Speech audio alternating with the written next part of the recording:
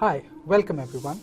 So what we have addressed in the previous episodes are primarily what Gen AI is all about, how is it helping businesses drive positive outcomes.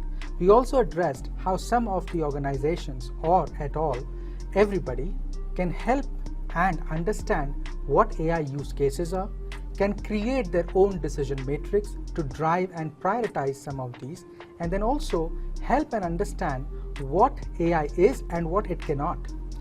In terms of the cost, efficiency, scale, security, we have tried to address some of these. Now is the time to ask me anything, and in this episode, we are going to address some of these questions that we have heard from our customers, peers, colleagues, likewise, and I'll try and address them one by one. So, Dr. Jay, I keep getting this question quite often during meetings that AI implementation comes with multiple GPUs and a lot of expensive infrastructure. Do you think that is really the case? Have you ever wondered, for organizations of size like Amazon, Google, they create a language model from scratch. We don't. We try and use one, customize it for a given domain. So to answer that question in short, I would say unless you are creating a grounds up model, you may or may not even require a GPU enabled infrastructure. However, just for your small language models, you might, for a quicker processing time for your training data, might require one GPU or maybe two, and train your custom model in a week or 2 weeks and go live with those small language models. So for sure, your cost and your speed to market with that particular domain-driven model is very, very sleek. So hence, you do not require a huge GPU infrastructure, costly infrastructure to run at least the AI models. Hey Dr. Jen, there's a common myth that Gen AI is a fancy text generator. It's a common perception in the industry discussion. I would like to understand your take on this. Well, a very good question. So generative AI is generative in nature. So for sure, you will generate text, generate code, generate ideas, generate research for that matter from ground up. Generative AI is not a fancy text generator. Rather, it is taking all the knowledge corpus that is present in the world, or at least to the corpus of the model that you are using, and then generates a contextual response that is relevant to the question that you have asked. So for sure, generative AI might hallucinate if you are not training it on your data, on your policies, on your guardrails, but for sure it is going to generate different kinds of information as per your ask. Hope that helps. We have been visiting many industry forums, and recently there has been a topic: artificial intelligence has taken all over the place, and it talks about replacing humans. I definitely understand it's a great tool for augmentation and upskilling the human professionals. But do you think artificial intelligence can replace humans? Very good question. And of course, one of the questions that has parted the world in two different thought schools. One being that AI is going to supersede humans, and the other, it should not. Well, I fall in the other bracket, and I would say AI will complement humans, and like I said, it has to be human intelligence to the power AI, and that is the feeling and the concept that I believe in, that human intelligence should be augmented and exponentially improved if used with AI. And that is exactly what I would say to this question, that humans should absolutely be happy that they have somebody just like you have different support systems around you. See AI as that support system, that accelerator that you could use to drive your car faster. Hello, Dr. Jay. Here's my question for you. I've often heard that AI models require enormous amounts of data to be effective. I'm talking here specifically about large data sets like social media posts, news articles, images, etc., that are used to train AI models. Is that really the case, or can AI still be trained effectively with smaller, high quality data sets? Well, had it been the case, DeepSeek wouldn't have come into the picture at all, would it? And of course, DeepSeek actually went ahead and busted two myths for that matter, right? Infrastructure and the abundance of data.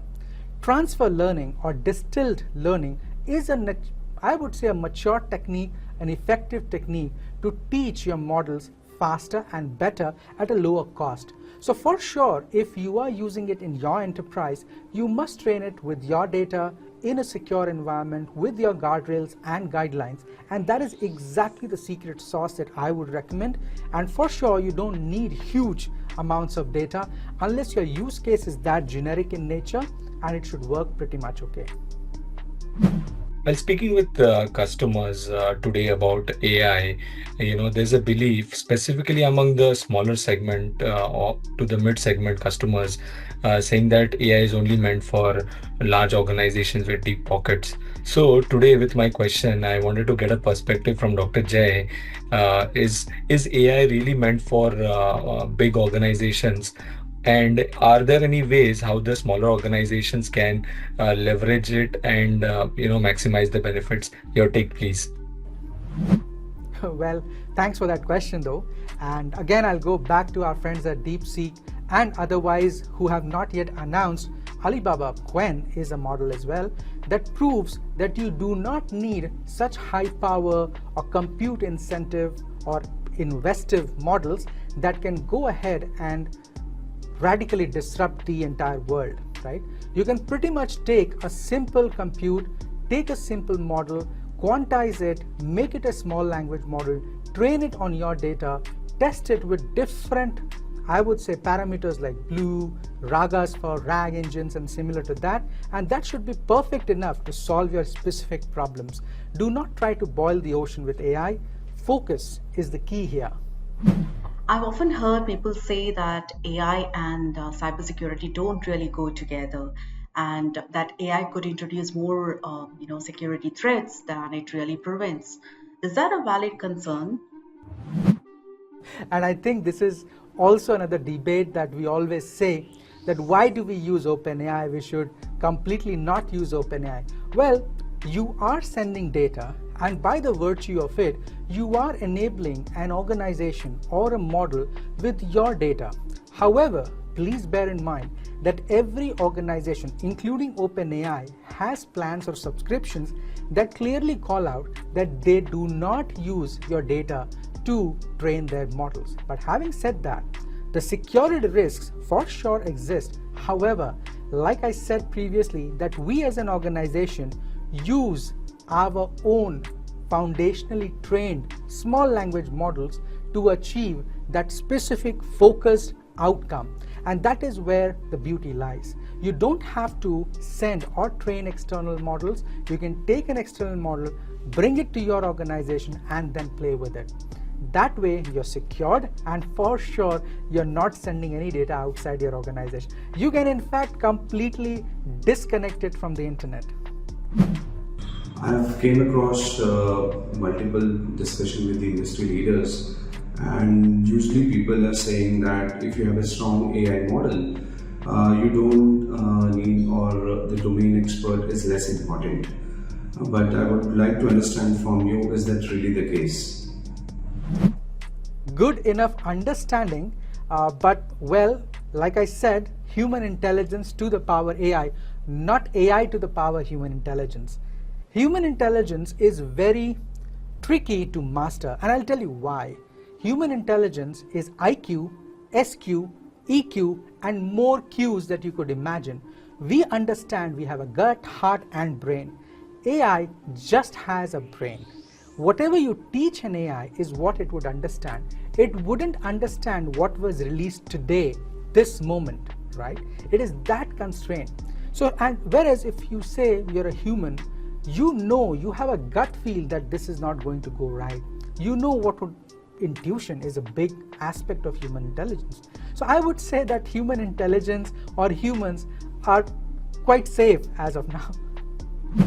Many companies assume that developing AI models in-house is the best way to go.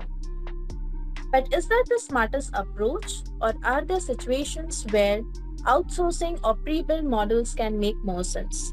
So here I have a question for you, Dr. J. What do you think?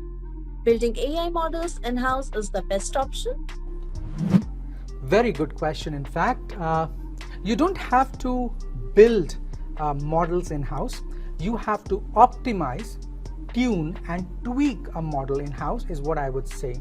You could take an already available foundational model, bring it in your organization, quantize it, most importantly, to run, like I said, the trilemma, right? You could decrease the size and the footprint of that model and then train it on your data to make it so accurate and zero hallucination on that problem statement that you're trying to solve. So I would answer this question, you don't have to build from scratch, you have to tune and tweak and I would say quantize these models for your use cases. Thank you for being such patient listeners.